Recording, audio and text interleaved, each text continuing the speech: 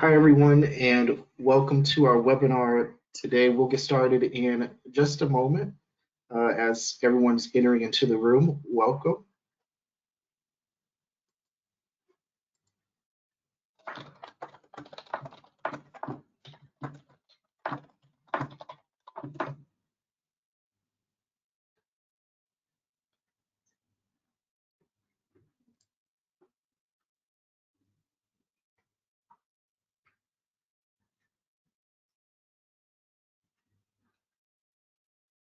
All right, we've got a lot of people coming in. It's great to see everyone. While we wait to get started in just a moment, for those who are here, if you can go ahead and in the Q&A area of the GoToWebinar control panel, just chat us and let us know your name, the name of your business and your industry that you're representing. I see we've got a few coming in. Thank you so much. Just let us know who you are, your business, and the industry that you're in. That's going to be really helpful so that as we go through, we can make sure we're making examples and then also just speaking to some of the instances that you all are providing. Great to see Ben and Sandra, who's a consultant. Great. Just keep those coming through. This is the Q&A area of our webinar as well. So as we move forward, as you have questions, you can feel free to go to this area and let us know the questions that you have. Awesome. We have some marketing executives. Retail is represented as far as the industry. Great. So keep those coming in, and we'll get started in just a second.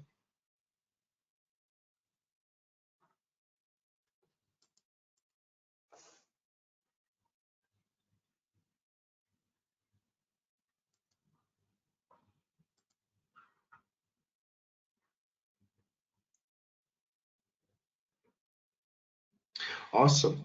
All right, well, welcome everyone to our webinar today. We're going to dive right in and appreciate everyone who's going to the Q&A area of our webinar today and letting us know who you are, your business, and what industry you're representing. We'd love to see who we have on our call. That's always great to see. Let's see, we've got James from Allen and Son Funeral Directors, great. Kate, escape rooms, hospitality, okay, that's good, and leisure activities. We've got a good mix of industries as well as roles that are represented. I saw marketing directors, a few managers, so that's really good. Awesome. Thank you everyone for joining us today in our webinar, 6 common website mistakes and how to avoid them. You know, your website is the hub of all of your company's online marketing activities and sales activities.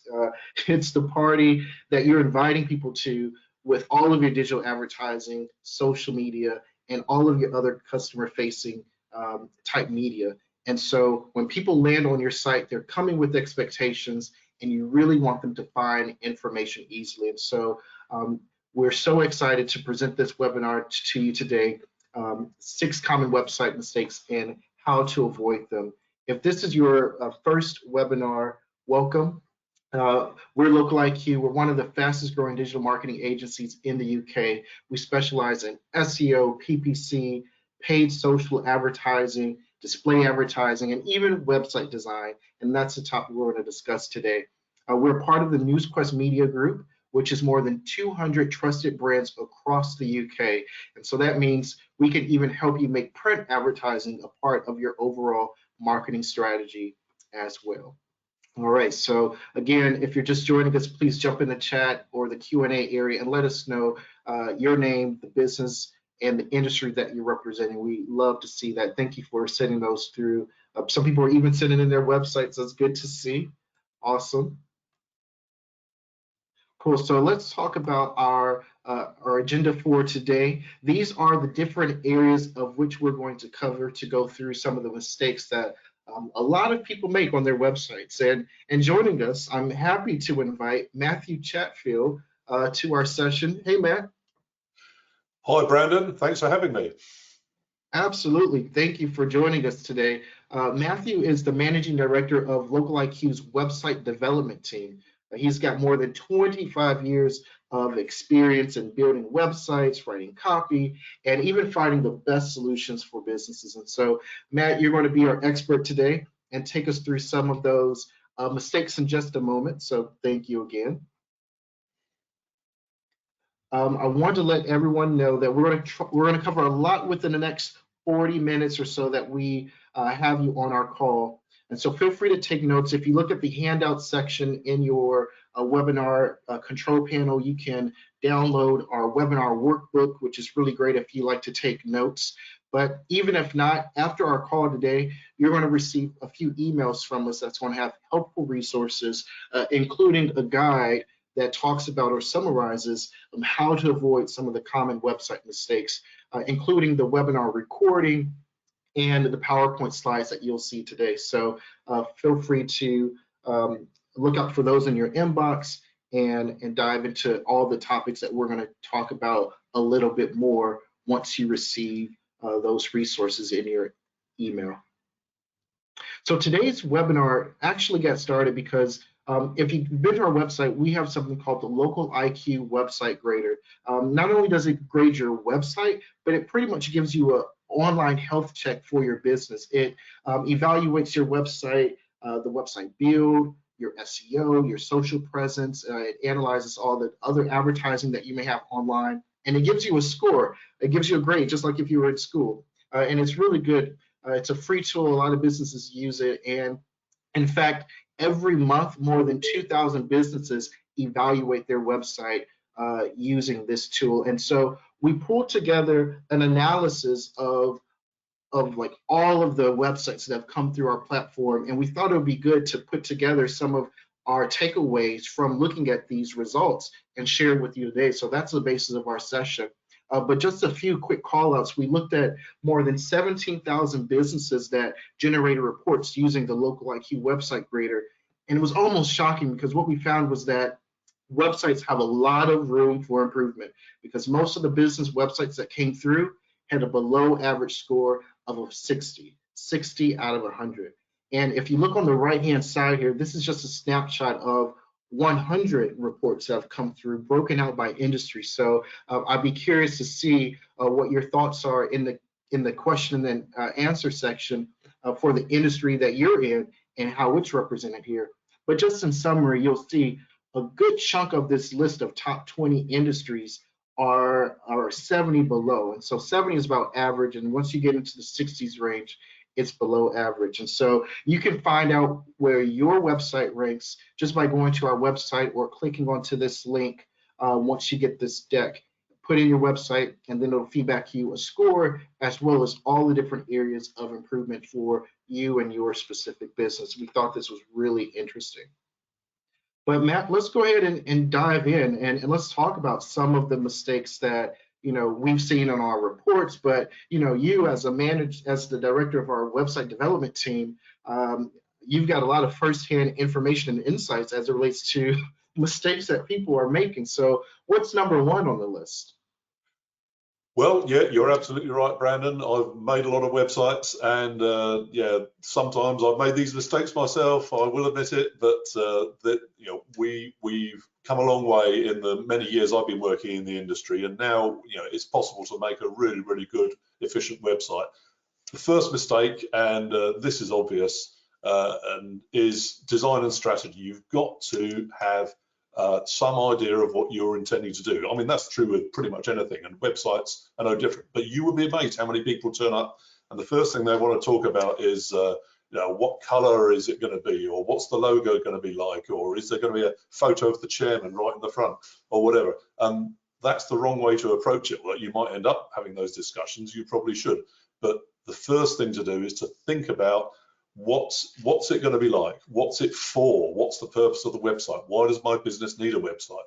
I mean, don't get me wrong, there's no wrong way to do a website. If you want to just do a website that's going to be something nice and fun to entertain and show your family, that's fine. But if you're a business and you're making a website, my bet is you're doing it for one reason, and that is to improve your business in some way. So you have to think about what that way is and how the structure of the website will help you do that.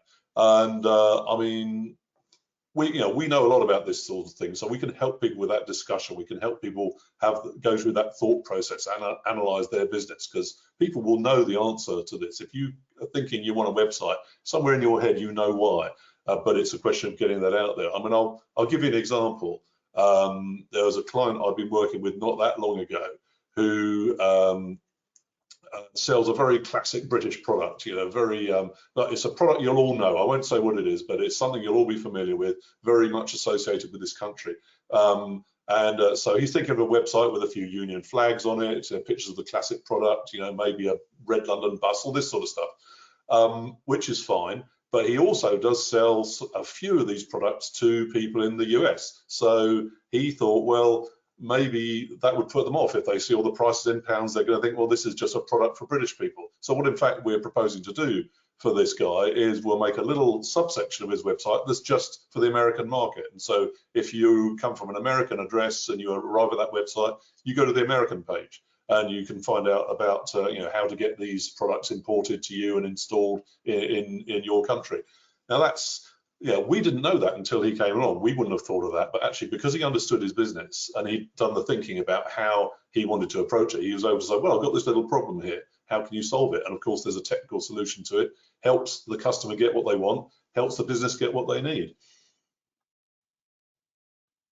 So that's a really good, yeah, that's a really good example, because sometimes you think you just want to build one website, but there are times where you may need to have multiple different sites or microsites or some specific landing pages.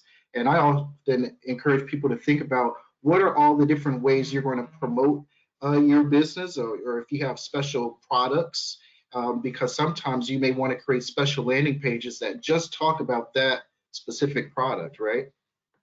That's exactly right. I mean, particularly if you're doing a campaign, if you're promoting a particular thing, you know, a particular event or a particular line of products, or whatever, you want people to go directly to that. They want to turn up on your website and see the thing they're looking for, the thing you're promoting, rather than have to click through 100 pages to get to it. So yeah, you need to structure your website with that in mind. You know, we do build websites where you can, you know, build a quick page that's just stands alone for a particular campaign. So you make the campaign, you make the landing page, you run the campaign, and then you take the page away.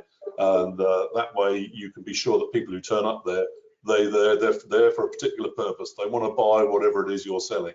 And that's important to think about the structure of the site like that. So you think, you know, do I run these things? Does it happen seasonally? Do I want to have things that are on in the winter that maybe aren't on in the summer? This sort of thing. And it's a matter of, you know, thinking how the website will fit the business. Don't imagine a website and fit your business to that. You think of the business you're running and how the customers use it, and then the website should go to match that. That's really good. That's really good. What's the next tip, or common mistake rather? Well, once you've got your structure, of course, the next thing you've got to do is get the content right. And this is where it tends to be feast or famine when I talk to my clients. So some people say, oh yeah, just make me a website and then leave us to get on with it. And of course we can't do that. We need to understand about the business. And so we need to have that content from them or their suppliers or whatever it might be. So we are good at talking with people to find out what they need. But generally it is the business themselves who has that content. But the other extreme is just as serious, in fact worse in some case, which is overloading a website with content. So if people turn up at your website, they're going to be asking particular questions or going for particular things, but people really do sometimes just get completely carried away with making their website into an encyclopedia. They think, oh, this will be the one-stop shop that everyone comes to who wants to know about the widgets I'm selling. Well, it's not. They turn up at your website because they want a service off your business, and you want to give them that service. So it's best to have that route worked out and make sure the content helps people to get what they want. Now, that doesn't mean don't have lots of good content. Absolutely, you should do. And you know, we in Local IQ can generate that, help make that work for you. But always think about, well, why is this content there? What's it for? How's it going to help people? And will people be asking the questions that we're answering? So I'll give you another example. I was talking to a client not that long ago, just before Christmas, in fact, who's an inventor. He describes himself as an inventor. He's devised this amazing product and patented it, and it is quite extraordinary. Very high-end product. It's gonna, you know, he'll sell very few of these for very large amounts of money, and he wants to start promoting them, obviously. But because he's an inventor and an engineer, that when I first sat down with him, he probably spent an hour just talking me through the technical specs of this product, which, yeah, okay, it's interesting, but frankly, it didn't make me want to buy it. It just made me scratch my head. And the sort of clients he's looking for are people who are going to be thinking, well, how does this product help me? What's it like in my home? Is it going to really enhance my life and make me feel good? That's the sort of thing they should be asking themselves. So he had to, he was amazed when I sort of explained that to him. I said, look, you've never actually mentioned your customers or clients at any point during this discussion. We need to think about them. And we ended up going down a completely different route to the one he was thinking of.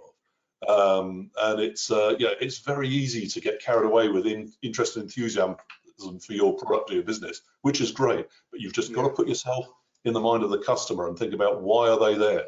All that other information, it's fine to have it on the website, but don't let it get in the way of making the sales. Yeah, no, I think that's a really good point too, and benefit of working with the professional, because sometimes as a business owner, as an entrepreneur, as an inventor, I mean, we're in our business 24/7. We're thinking about it. We know the terminology, the industry jargon, and we're in that space. But when you work with a professional, it's almost like having a therapist, right? They work with you to take you outside of your normal routine to think about, well, your customer, who are you building this for? What's the pain point you're solving? And then you can kind of simplify your content and website to speak exactly to that point, because like you mentioned, they want to know not necessarily how it's built, but what's it going to do for me and how is it going to help me? Now, Google also did an algorithm update, and they call it the helpful content algorithm update. Can you tell us a little bit more about that, and just maybe some quick tips as to how we can conform our website to better perform for Google? That's a very good point, actually. Yeah, just at the end of last year, Google updated their algorithm. And I mean, they're always doing that. So it's something you have to be on top of. And just because something worked last year doesn't mean it'll work this year. But at the moment, we've got, as you say, the helpful content algorithm. And basically, they are looking for things on websites that people are going to be looking for. So things that we used to see on lots of websites where you put just long lists of words and keywords and descriptions of things that no one ever wants. In tiny text, that's all gone. No one wants to read that, and Google doesn't want to read that either. And if you put that on your website, you're not going to do very well. So, lots of words is no longer a thing. Ditch the word count. You don't have to just put on pages and pages of stuff because people don't want to read that. Your customers don't want to read it, and Google doesn't anymore either. And also answer questions. So if you're writing a blog about some helpful content about your product, then think about the questions people are going to ask. They might say, well, where do I get this product? Will it fit on this thing? Or can I use this product for such and such? And questions like that are really helpful because they're the sort of things people will type into a search engine. They're not going to type, give me the technical specifications for this amazing thing you just invented, but they will type, how can I use this thing in my house to do whatever it is I want to do? So think about it as if you're a client asking questions, and you'll know that because people are coming to you every day asking you questions about your business. Where do I book for this? Can I bring my dog to that? All this sort of stuff. Those are the questions you should be answering on your website, and keep that stuff up to date is the easy and obvious one. I mean, that was always the case with Google. It still is now. If you put something on the website, nobody wants to read coming soon in 2021. That's a no-no. It's better to put nothing than to have something out of date. So if you put something on that's dated, like it's an event that's coming up or a promotion, when it's done, take it away or update it to the next one or whatever it is. It's a tiny bit of work, but it can make a big difference to how Google perceives you. No, good stuff there. Good tips. What's our third mistake? Well, this is sort of leading on from the last one, really. We're talking about how to make the search engines favor you. And we say Google, but there are other ones, but really Google is the big one. SEO, search engine optimization, is something that lots of people have heard of. And it's got a bit of a bad reputation because lots of quite sort of shady businesses try and sell you SEO. But actually, it is possible to do this properly and to do it right. There's a number of different ways in which you can do it, really. I mean, essentially, you've got to build your website correctly in the first place. It's got to be working so that, the search engines can understand it and people can understand it. So when you build it, you build it in such a way that it makes sense and has the right structure, which we've talked about. That's really important for SEO. And performance as well. So if you have a website that's slow, that's not going to do very well. So you've got to have it on the right servers, you've got to have it designed right so you don't download massive images or huge videos and stuff like that. It's got to work on mobile, and it's got to be accessible. So for people perhaps who have visual impairments, say you're using a screen reader or not using a mouse or something like that, Google actually is able to detect these things now and will penalize you if your website isn't compliant with that. So all these things, those are the sort of the things you build into your website, and that's what I do with my team day on day. We make sure that our clients get websites that fit like that. And then the other side of SEO, which is perhaps the one that people are more familiar with, is where you can run SEO campaigns to promote certain keywords or certain things and generate content that's going to get you further up the rankings in a certain thing. If you're starting to sell a new product, then you're going to want people to come to your website for that product. And perhaps in the past they didn't because it's new, so they didn't know you sold it. So you might invest some money in promoting that within the search engines and other things to get you recognized as a website where people can go to find this product. And this is something Local IQ does very well. We have people who are extremely skilled at this. It's really quite an art, and you really have to understand what's going on currently because things do change quite rapidly. But we really do have some experts and some great tools to help you to get that sort of thing working. So yeah. I mean, really, you need to keep the technical side of your side working. You know, this is what I do in my job. But also, once you've got that working, it's time to think about, well, can I promote myself with SEO? Can I get up the rankings of it? Is there anything I can get over my competitors with and be the first person they click on rather than be a little bit further down that page? No, good points there. SEO is one of those vast topics. There's so many different aspects of it. And I just want to remind everyone, when you get this PowerPoint slide, you'll be able to click on all the links that we're linking to here. So that way you can dig into some of the information a little bit more. But also, as we featured here, we did a webinar a few months ago, getting started with SEO and 3 things your business should know. So you can feel free to click on that link. You can watch it on demand as soon as you get this slide deck. Also, we've got more resources that are going to come to your email as well after this session. So we're almost halfway through, Matt. That takes us to the 4th mistake, which is in the area of building trust. Tell us more about that. Oh yeah, this isn't a technical answer. This is something that applies to pretty much anything you do in your business, I guess. But of course, with your website, it's very important. So I mean, these days, trust and authenticity is absolutely crucial. You can't give them the slick marketing spiel and expect people to just believe you. This goes back to the Google algorithm update we talked about. It's going for genuine words from genuine people. It wants authenticity, and people want that too because that's what customers want.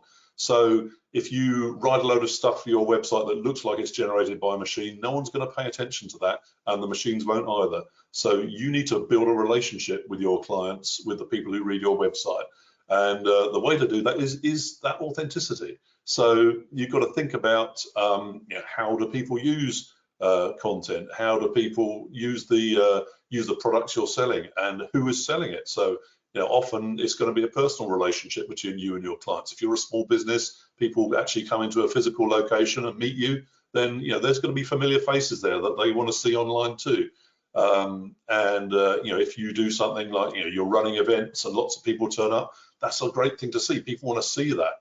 They don't want to just see empty pictures. I mean, I did a website for a big hotel not that long ago. We were looking at very prestigious hotel, extremely well appointed, loads of good stuff there, very busy place.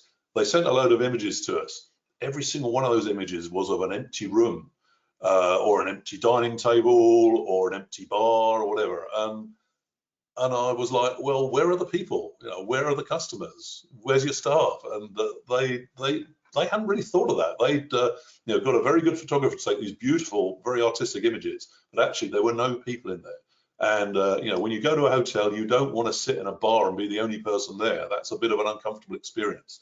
You want to see some happy, smiling faces. You want to see people enjoying themselves. You want to see people like you in a situation that you would be comfortable in. And that's the case not just for hotels, for any business, particularly if you're offering a service, or if you're a public service, you know, offering something that people have to go to. You know, if you're in the public sector, it's the same.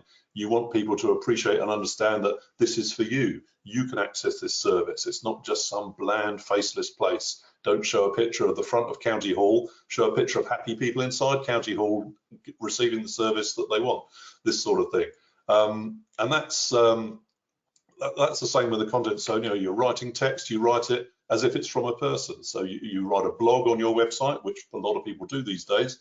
Then you have it in the name of some of the staff members. You get the staff members to talk about what they're doing in their day. You perhaps have a feature page showing, you know, about that member of staff or about the owner and things, a picture of them, how they got there, what their aspirations are, this sort of stuff. If people are willing to share that, of course, not everyone is, but if we get that, if we have a business who's willing to share that sort of thing, it really does help. And this is the sort of authenticity and trust that, particularly at this time, when, you know, there's a lot of cynicism online, it makes your business stand out if you appear to be genuine. And if you are genuine, and if you're not genuine, people will spot it. People aren't fools. Yeah, you know, and I know we've got these listed as 1, 2, 3, 4, 5, 6, but they all kind of work together and are you know, parallel with each other. We talk about generating online reviews as well as a way to generate trust, and so customers can see what other customers are saying. But that also plays a lot into the previous mistake we talked about in terms of SEO, because when you do Google Business profiles and get customer reviews, that also ties not only to your SEO, but you can take those snippets and comments and put them onto your website to show what other customers are saying. If your business and your industry has awards, you can apply for those awards and put those awards badges on your website. And on our slide, when you go to our website, you can see some of the awards that we've been up for, as well as see customer testimonials. So when you've got a customer that is really happy about your service and they're making really great comments about your business online, ask them if they can work with you to take those written comments into video testimonials and actually put them onto your website as well. So I think that's really important piece there to mention as well, Matt. So good stuff there. What's our next mistake as we kind of move towards a close on these? Okay, well, this is a big one, and you know, I used to be a terrible one for this, but I've really learned my lesson on this, and I've seen how it improves performance. Why are your customers on your website, and what are they going to do when they get there? What is the call to action? And, you know, I've kind of referred to this in some of the previous ones, that this is the kind of the headline for that. You have to think about, what do you want the customer to do in order to engage with your website in some way? And normally that'll be something like, I want them to ring me up, or I want them to buy a ticket to my event, or I want them to actually physically attend somewhere. I want them to come to my venue or come to my place of work, whatever. And usually there's one thing that you want them to do. I mean, you can say, and people do say, oh, all of those are fine. And of course they are, but it's always better to actually have a priority and say, this is the one thing that I want people to do. And then that's the thing that you build the website around. So in many cases for a small business these days, it's ring me up on the telephone. So you have the phone number at the top of every page, every single page. And on the mobile device, it's even bigger. And you just have to click on it to make it call the number. So it makes it very, very easy for people to ring that number. Now we can do all sorts of clever things with phone numbers these days. It's all done digitally, so you can track who rings you from where and what they then do, and have different numbers for different regions and things like that. So there's all sorts of stuff that can be done with phone numbers, but it doesn't have to be that complicated. It can be just as simple as ring me up, and that is the classic call to action. But in some cases it might be something different. It might be book a place on this event, or it might be you know, something like enroll your child in this, whatever it might be. So there's a whole list of different actions you might want to do, but my advice, and my very strong advice, is focus on one action for people to do, and then the whole website and everything you say on it leads them towards taking that action. And that's good for the customer because they understand what's expected of them. It's also good for you because then you can track that and you can see how effective your marketing strategy is, and you'll see how many people actually do follow your call to action and what they then do as a result. No, that makes sense. And I agree. I think that you should really think about the calls, the action that makes sense for your business at that particular time as well. I'm thinking about a time when I was working with an estate agency and a development firm, and they just wanted to create a website to generate interest in a new development that they were planning. And so the development wasn't going to be ready, or they weren't going to have show homes ready for another year or so, but they wanted to start promoting it because, think about it, when you're buying or building a house, that's not an immediate purchase. It's a long buying cycle and process. People are doing a lot of research. And so the estate firm started their marketing process 1 or 2 years ahead of time. And it started with a website and an advertising campaign that led people to register their interest. And then once the development started, then they can book a showing to see the show home or inquire about the different models. So that's a great example for that industry. And for schools in the education industry, sometimes you just want people to contact you via the contact form because your front office is already overloaded with phone calls and working with parents and students who are coming into your school. And so you can, like you mentioned, make sure you pick a specific call to action that works for you, as well as keeps your end user pretty focused on the actions that you want them to take, because we get distracted a lot when we're on the internet with social media and more. So Matt, that takes us to the 6th common mistake, and it's in the area of analytics. Yeah, this one is a bit technical, and it seems a bit scary, but it isn't. It really isn't. And essentially, analytics is the science of seeing who arrives at your website and what they're doing there. And a big mistake that I see people make with this is you don't do that right from the beginning. You think that that's something you add on later on once you've built the website and it's all going how you want. Oh, let's have a look at the analytics. Well, it's too late by then because people have already started using it. So you can use that information to help hone in on exactly what your website's going to do, and particularly what the customers who are arriving, what they want. So you need to install analytics right away. I mean, we do that. There are various different ways you can do it. Depends on what you're using. We use all sorts of different systems. Google Analytics is a very popular one. There are many others, proprietary ones. But it all comes down to the same sort of information, however you want to use it. But it's very, very important to understand these things because, and this again refers back to many of the other things we've talked about. If you don't know why the customers arrive, then you're not going to be able to give them what they need. So typical analytics information will tell you, what time of day people are coming, what day of the week, what season of the year even. All of that's useful stuff. Whereabouts in the country they are coming from can sometimes be discovered. And things like, if they come from a search engine, what were they searching for when they got there? It's not immediately obvious looking at a website whether it's got good analytics or not. You can't tell that really. That's something that happens behind the scenes. But believe you me, if you don't get that right, if you're not using that information, then you're missing a trick, because it's free. Your customers are giving you personal information about themselves freely. It doesn't cost them anything. Just say you need to click on a search engine to come to your website. And every time that you ignore that information, then you're missing out on an opportunity to improve your service to them. And luckily, there are plenty of systems available to help you do that. But my advice would definitely be get in early, right at the beginning of the website process, get the analytics going, and then act on what you see. Have a look at the feedback, have a look at what it says, and try and work out why people are arriving and what they're doing once they get there. That's true.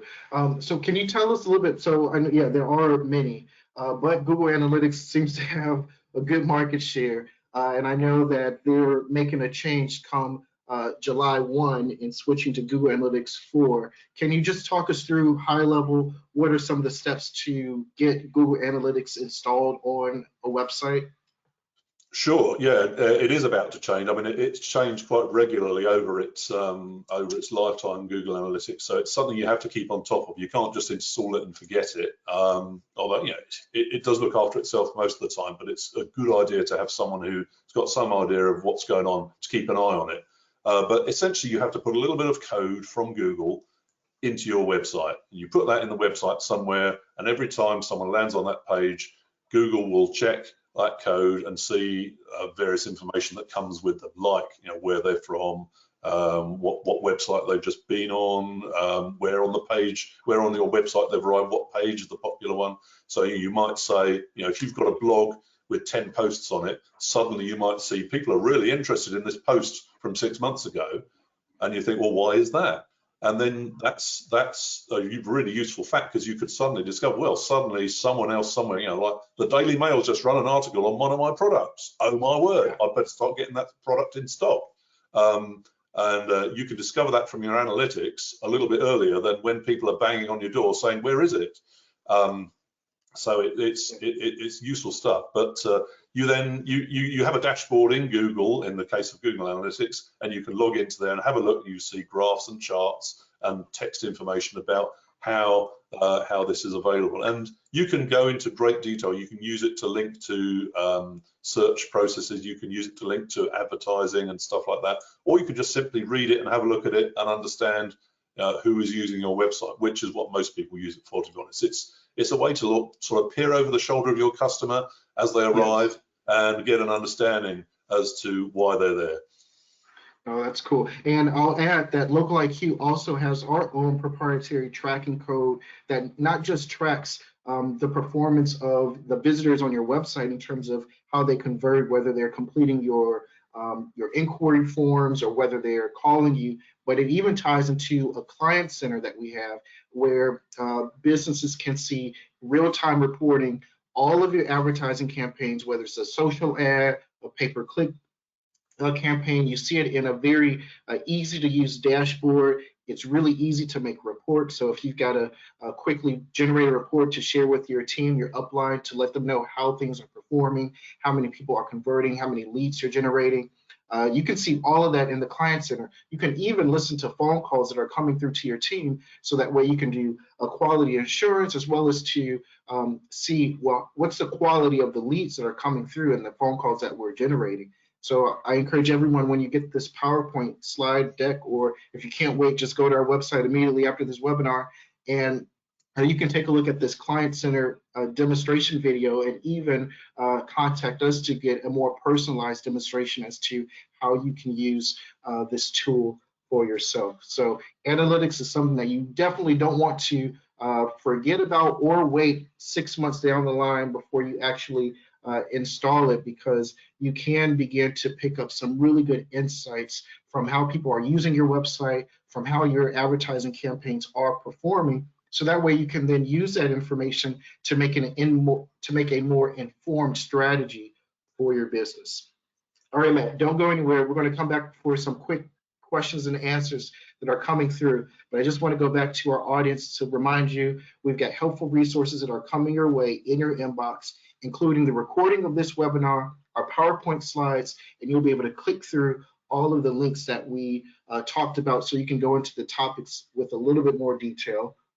And as we move towards the end of this webinar, I want you to begin to think about actions that you can take, okay? Don't just take this information in and then go about your regular day. Think about, what's the next step that I can do to improve our website? Or if you don't have a website, hopefully you'll take some things away that you can begin to plan for your website better than you may have been able to if you weren't on our webinar today. But if you don't do anything else, make sure, if you've got a website, our team has already put it in the chat, go to the LocaliQ free website grader and just put in your website address, and then it will feed you back a report, and it'll give you a grade as to how your website fares in several different categories, from website build, SEO presence, social presence, and all the different forms of advertising that you may have out there. It will even compare some of your competitors in your industry. So it's a really good tool to use that our team just put it in the chat there, so you can feel free to click on it as well. Awesome.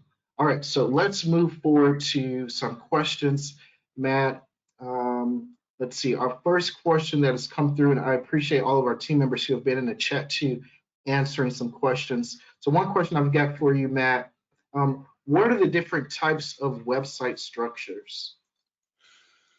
Yeah, this is quite important really, because this goes back to our very first point, which is get that structure right. And you have to think about, what's the customer going to do when they arrive? You're getting used to me saying this now.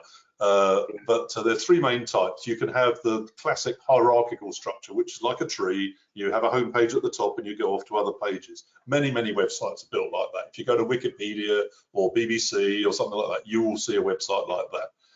So that's very good for accommodating enormous amounts of information. Perhaps more typically for a small business, you might end up with what we call a linear structure, where you land on one page and then you do the next thing and then you do the next thing and then you finish. And that is the linear structure is often just one page, or possibly one page and then a form. That's the very simplest form of linear structure. That's often the sort of thing you want for a business landing page. You're running a campaign, you want people to buy the widget, they turn up at your website, they go through the processes necessary to buy the widget, and then they've made their purchase and they go away happy. So linear is quite typical, and you might often have a number of different linear channels within one website, depending on why people arrive. Like going back to my example of people arriving from different countries earlier, they might end up going down different channels within one website. And finally, you've got the sort of web structure, which is where people will enter at random, basically. The Google or whatever search engine will send them to somewhere in your website, and you don't know where they're going to turn up. So you have to allow them to migrate to other parts of the information on that website, regardless of where they turn up. So yeah, you've got a home page, but don't assume people are going to arrive on it, because they probably won't.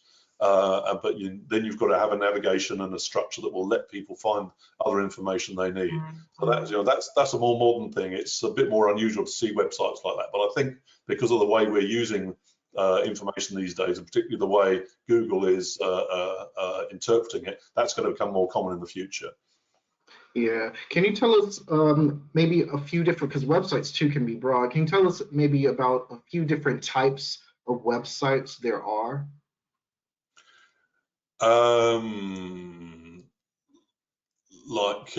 Yeah, well, there's